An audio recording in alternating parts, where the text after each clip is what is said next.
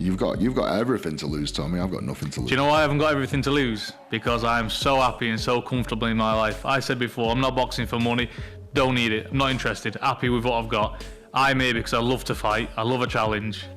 And it's going to be one hell of a headline come June 14th. It is. I think John will jeopardise anything come to that fight. But look, if John, once it's all said and done, if John wants to go out on the street and have this out, I'm more than game. Shame about his fucking pussy dad, that's all. Listen, I'm telling you really now, lets Eddie. You down. Just tell Eddie, me I'm telling really you now, I'm going to say a prayer for you because you know on fight week, whether it's Monday, Tuesday, Wednesday, Thursday, if my dad clocks you, I'm telling you now, he'll steam straight into you. What's he going to do? Headbutt? Oh, listen, he's done 12 years for a fight, so he's not bothered about anything like.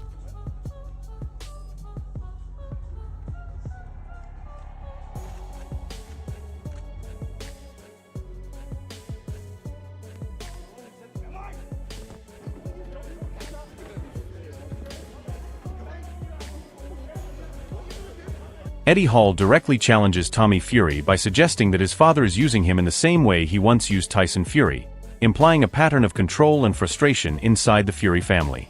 Eddie comes across aggressive but calculated, pointing out how quickly the situation turned into a signed fight, almost like Tommy was pushed into it. He's always shouting off, saying he's a fighting man, fighting family, fight anyone, anywhere, anytime. So I just said, you're all a bunch of fucking pussies, full of shit. And before I know it, I had a contract to fight Tommy Fury, pushed under my nose. So it feels as though he's pushed his youngest son out for the like a sacrificial lamb for the Fury name. Tommy Fury makes it clear that being strong or lifting heavy weights does not make someone a boxer. He stresses that boxing is about timing, skill, and experience, not brute power. Tommy is confident that he will prove this against Eddie Hall on fight night and show real boxing ability. If strong men, being the strongest man in the world and picking up half a ton meant you was the best fighter of all, everyone would be a world champion, wouldn't they? If being big and strong meant you could fight, everyone would be a world champion.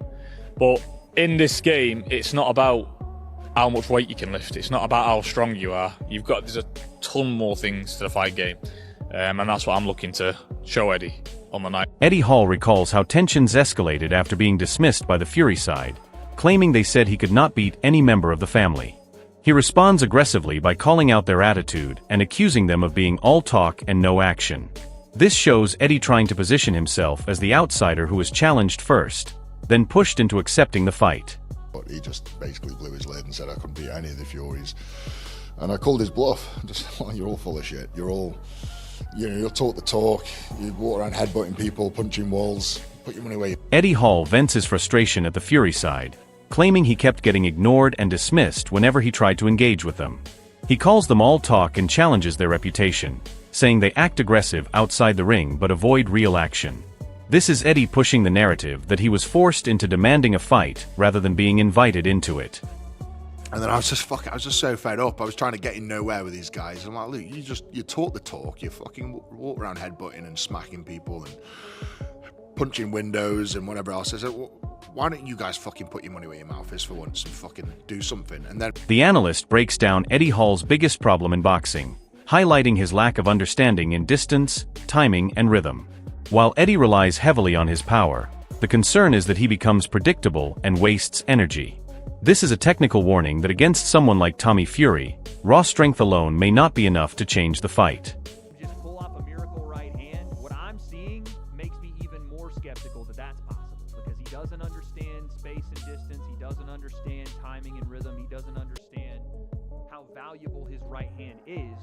And it seems like I'm being counterintuitive because all he's throwing is right hands, but he needs to value that thing. It needs to be, like I said, a weapon of mass destruction. You only bring it out at certain points so Tommy doesn't get a read on it, and also so you don't get... John Fury once again escalates the situation by confidently backing Tommy and dismissing Eddie Hall's chances.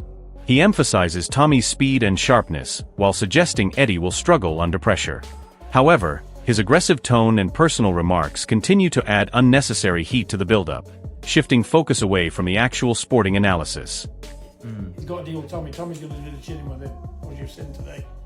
Eddie Hall, when Tommy's fought him, he's not going to want to fight again. You don't know what he's in for. He thinks because Tommy's small, Tommy's like a pocket rocket, isn't he, compared to him? And I got that body belt on, I'm feeling the power. He can't take that. That's why he wants to do 2-minute rounds, isn't it? Eddie Hall openly admits Tommy Fury holds major advantages in boxing skill, movement and conditioning, but he builds his entire confidence around one factor, his knockout power. He believes one clean shot can change everything. This sets up the classic clash between technical boxing ability and pure physical power, which defines this matchup. The skill level is going to be night and day. You know, he is definitely going to be the better IQ. He's going to be the better footwork, the better speed, the better cardio. He's going to have so many advantages in that respect. What he hasn't got is that knockout power, and I have got that. You know, if I catch you on that chin, you're going to sleep. Tommy Fury clarifies that the real tension is not just personal between fighters, but mainly rooted between Eddie Hall and John Fury. He positions himself as stepping into a situation already heated by outside conflict, while also distancing Tyson Fury as being on a completely different level. This frames the fight more as a family dispute spilling into the ring, rather than a clean sporting rivalry. Yeah, I mean, at the end of the day, the real beef is between Eddie and my dad. You know, that's genuinely what has happened here. I'm only doing this fight because of my dad. So the real beef is between Eddie and my dad, and I'm obviously just stepping up to the plate. Tyson's on a different stratosphere. Basically, Eddie was having a pop between all the Furies. You know, he wanted to fight with a Fury, and he's got one. Eddie Hearn points out that the personal attacks and heated exchanges between both sides have crossed a line, but at the same time he acknowledges this is part of modern boxing promotion. Even though it looks messy and overly emotional, it ultimately increases attention, builds hype, and draws more eyes to the fight, which is exactly how the business side of boxing works today. Yeah, I mean, listen, it's boxing, it's family. John's John. Both goading each other. Both very personal. Both means a lot to everybody. Shouldn't have done it. Eddie Hall comments on John Fury's aggressive and hot-headed personality, suggesting it can work both as an advantage and a weakness. While it brings intensity and confidence, it also leads to emotional reactions and poor control in heated situations. Eddie is highlighting that this mindset can become unpredictable when pressure is high around major fight events. But yeah, he's very hot-headed, which I think is a good thing for him, but also a bad thing for him. You know, the guy's done time for being hot-headed. Johnny Nelson explains that John Fury often gets carried away emotionally and acts in the heat of the moment without thinking clearly. While that passion is part of his personality, it also creates controversy and puts pressure on him to control his behavior moving forward, especially under constant public scrutiny in boxing environments. The pressure is now on John to behave himself. He's distracted a lot of attention and talk, and I'm quite sure someone will have a word with him out. The authorities will have a word with him. John Fury backs Tommy Fury strongly and dismisses Eddie Hall's chances by emphasizing speed, movement and experience over raw strength. He believes Eddie will struggle to land clean shots and will be overwhelmed by Tommy's boxing ability. This kind of confidence adds pressure on Tommy to deliver a dominant performance while raising expectations from the Fury side. You don't know what he's in for. He thinks because Tommy's small, Tommy's like a pocket rocket, isn't he, compared to him? And I got that body belt and I'm feeling the power. He can't take that. That's why he wants to do 2-minute rounds, isn't it? He can't do the 3. And I can't blame him. You've got to give Eddie all props because he's not a fighter. He's going to get in with Tommy knowing full well what can happen to him. And the only thing he's going to try and do is swing. He won't even be able to. Dave Allen reacts to the matchup by highlighting the surprising nature of Eddie Hall stepping into a fight with Tommy Fury. He suggests there is likely history of friendship or at least mutual respect between them, but also implies that the business side of boxing is clearly playing a role. While John Fury focuses on aggression and dominance in promotion, Dave points out the entertainment and financial angle behind this crossover fight, treating it more like a spectacle than a pure sporting rivalry. World's Strongest Man, amazing. Do you know what I mean? Brilliant. He's fighting Tommy Fury. I thought they were mates. They probably are mates. They're probably making a fucking fortune as well. Dave Allen openly admits he will watch the fight because of curiosity and entertainment value, even though he criticizes it as more of a circus than a serious boxing contest. He respects both fighters, but questions the sporting legitimacy of crossover bouts like this. While John Fury fuels intensity and personal tension, Dave frames the event as modern boxing entertainment that thrives more on spectacle and personalities than pure competition. I watch it. Of course I'll watch it. I like Tommy Fury a lot. I'm a Tommy Fury fan. Eddie Hall. I'm an Eddie Hall fan. I like the World's Strongest Man. A lot of respect for him. So of course I'll watch it. I'll watch it as it's a spectacle in it. It's part of the new bit of circusry that's come into boxing, all these exhibitions, different people from different sports coming in. But for all intents and purposes, as a boxing match, what a load of bollocks. Yeah, I don't think it's. I don't like it too much, but I'll watch it because it's like it's interesting in lots of ways, and I think people find it interesting. Simon Jordan strongly criticizes John Fury's behavior, describing it as aggressive, vulgar, and unacceptable in public boxing environments. However, he also argues that this type of personality is part of boxing culture and cannot be separated from the sport entirely. While John Fury continues to create controversy and emotional scenes, Simon suggests that fans should not be surprised because boxing has always been driven by strong personalities and conflict both inside and outside the ring. No, not really. It's thuggish behaviour. John Fury's, is boorish, thuggish, unedifying, unpalatable, uncouth, vulgar behaviour. Absolutely. But what do you expect from John Fury? Well, John Fury's been in prison for gouging someone's eyes out. What did you expect him to do? Convert into a Samaritan? Is it a nice look? No.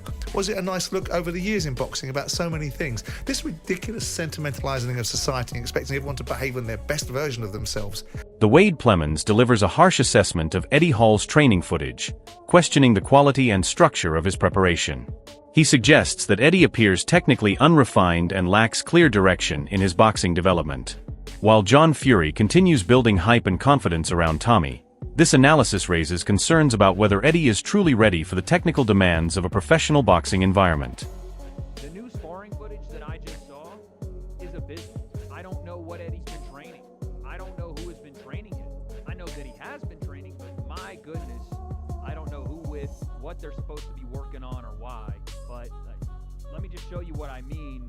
Eddie Hall, training footage and sparring footage just dropped, and it is not. This fight between Eddie Hall and Tommy Fury has now turned into more than just a simple crossover bout.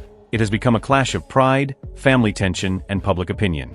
On one side you have Tommy Fury backed by experience, speed, and boxing education, while on the other side Eddie Hall brings raw power, strength, and the belief that one clean shot can change everything. John Fury's constant involvement has only added more heat to the situation, turning the build-up into a war of words as much as a fight in the ring.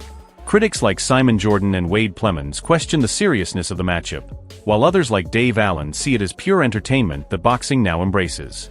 The real question is what happens when the bell finally rings. If Tommy Fury wins, it confirms that technical boxing skill still dominates over strength and crossover hype. But if Eddie Hall shocks the world, it becomes one of the biggest upset stories in modern boxing history. Mentally, Tommy looks more composed but carries expectation pressure, while Eddie looks like the underdog with nothing to lose and everything to prove. This is where opinions split completely. Now it is your turn to decide who you believe will win this fight. Do you trust boxing skill or raw power? Comment your prediction below and join the debate because this one is not just a fight, it is a statement for both men.